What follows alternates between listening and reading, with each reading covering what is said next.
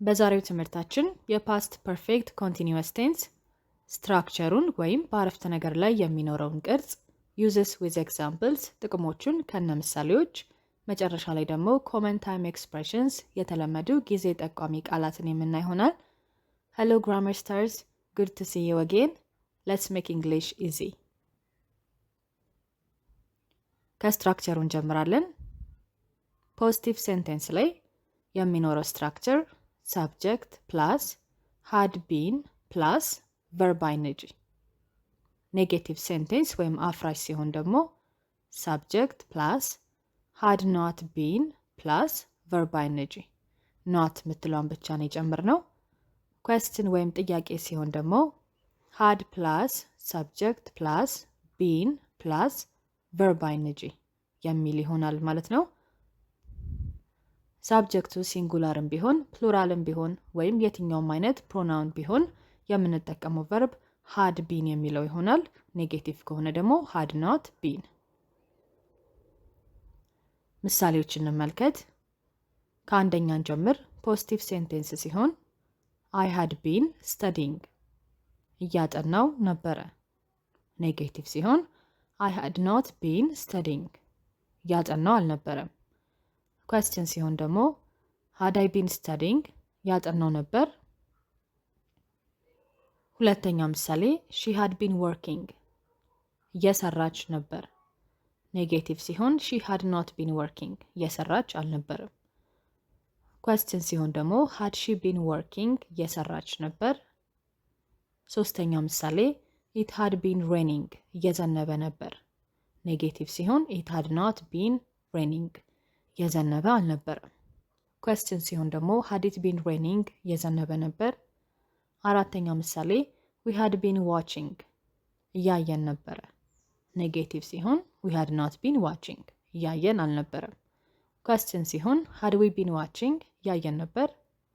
የመጨረሻው ምሳሌ they had been waiting የጠበቁ ነበር። ኔጌቲቭ ሲሆን they had not been waiting የጠበቁ አልነበረም። question ሲሆን had they been waiting የጠበቁ ነበር። አሁን ደግሞ ዩዞችን እንመልከት። የመጀመሪያውን ስናይ used to talk about an action that continued for a period before another past action ከአንድ ካለፈ ድርጊት በፊት ሲከናወን የቆየን ድርጊት ለመናገር እንጠቀመዋለን። ስለዚህ ሁለት ያለፈ ድርጊት አለ።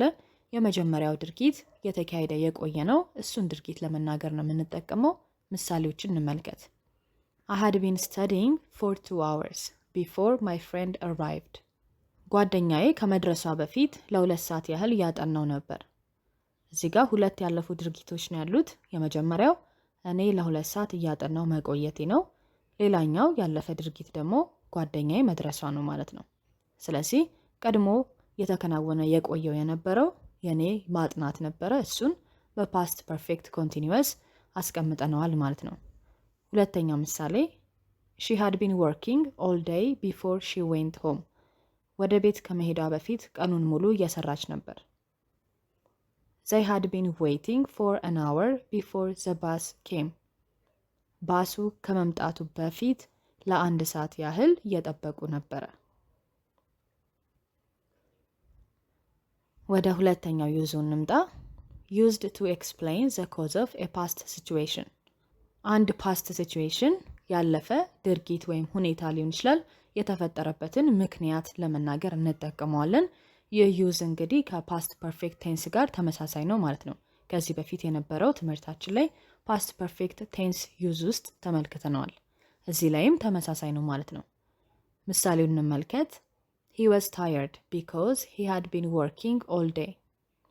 ደክሞት ነበር ምክንያቱም ቀኑን ሙሉ ሲሰራ ስለነበር። እዚህ ጋር ፓስት ሲቹዌሽኑ ወይም ሁኔታው እሱ መድከሙ ነው ማለት ነው። ስለዚህ የሱ ምክንያት ደግሞ ቀኑን ሙሉ መስራቱ ነው ማለት ነው። ስለዚህ ቀኑን ሙሉ መስራቱን በፓስት ፐርፌክት ኮንቲኒዩስ አስቀምጠነዋል ማለት ነው።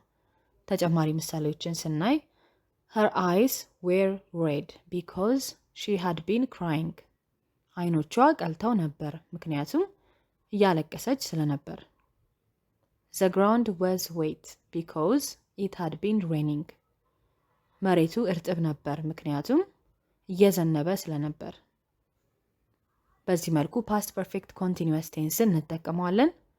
ቀጥሎ የምንሄደው ከዚህ ቴንስ ጋር አብረን የምንጠቀማቸውን ኮመን ታይም ኤክስፕሬሽንስ ወይም የተለመዱ ጊዜ ጠቋሚ ቃላትን ነው። ፎር፣ ሲንስ፣ ኦል ዴይ፣ ኦል ናይት፣ ኦል ሞርኒንግ፣ ኦል ዊክ፣ ቢፎር የሚሉት ናቸው ማለት ነው። በዛሬ ምሳሌ ላይም የተወሰኑትን አይታችኋል። በዛሬ ትምህርታችን ማንኛውም አይነት ጥያቄ ካላችሁ በቴሌግራም መጠየቅ ትችላላችሁ፣ መልስላችኋለሁ። የቴሌግራም አድራሻውን ዲስክሪፕሽን ላይ ኮሜንት ላይ ሊንኩን አስቀምጣለሁ። እንዲሁም ቴሌግራም ውስጥ ቀጥታ @eGrammarStars ብላችሁ ብትጽፉም ታገኛላችሁ። ሌሎች ግራመር ሌሰኖችን ለመማር ሁላችሁም ላይክ ኤንድ ሰብስክራይብ አድርጉ።